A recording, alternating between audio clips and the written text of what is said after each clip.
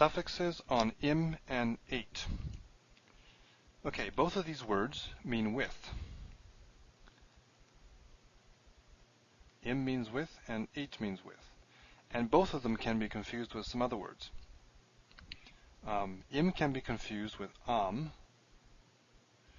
This is not too bad of a point of confusion because the vowel is different here.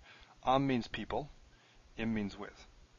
Eit, on the other hand, is a bigger issue because eit can actually mean, just by itself, can mean with, or it can be the direct object marker. So it can mean with,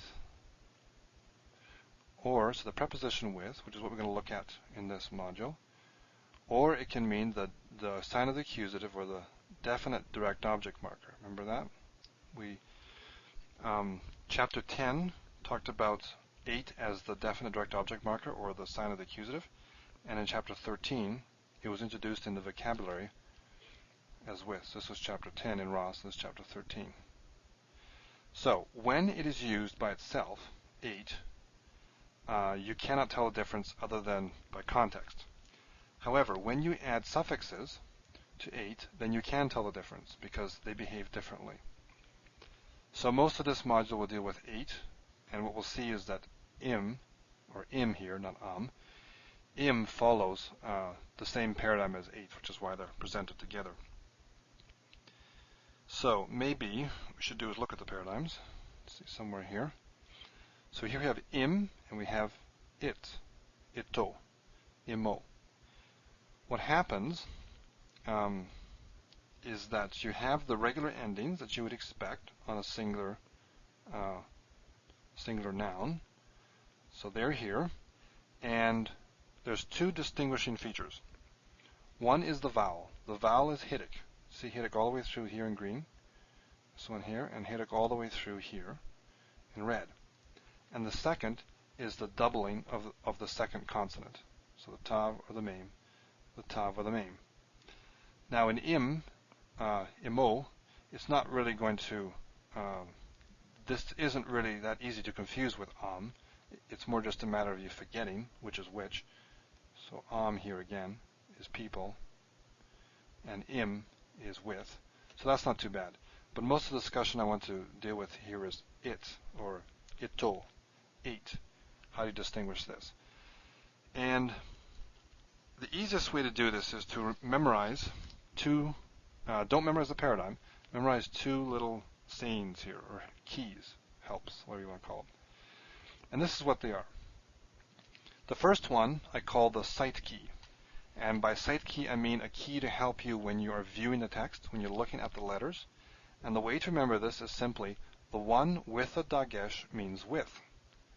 So if we go back here, this means with, and we can tell because the dagesh is there, okay, all the way through. In chapter 16, which is the next chapter, we'll look at what happens when you add pronominal suffixes on the other eit, the eit that is the sign of the accusative, or the definite direct object marker, and it will not have the dagesh. So if you can simply remember the one with the dagesh, the one with the dagesh means with. If you remember that little phrase, then you'll be able to distinguish them by sight when you see them. When you hear them, though, that's not going to help you very much because hearing a dagesh is a bit difficult. Most speakers won't distinguish. There's a little bit of distinction. It-o versus ito, or something like that. But for the most part, you're not going to hear that. If you want something to distinguish when you're hearing, or when you're listening to someone read aloud or something like that, or you're saying it, which really is more important, frankly, then I've developed this one here, the hearing key. The O sound is the object, the I sound is with. And the reason this is true is because when we get to the next chapter, I'll say these two keys again when we get there. But when we get there, and we talk about pronominal suffixes on the other eit, the eit that's the sign of the accusative, we'll see that it's oto or ota. They have the O sound. So O marks the object, while I means with, or marks with. Now this is just a happy convenience with English, that English happens to have I there. So this hitic, I marks it as with. So really we have two things. We have the dagesh in the tav that marks it as with, so the one with the dagesh means with, and the I marks it as with. One is more useful for viewing, and one is more useful for hearing. And I guess that's really it.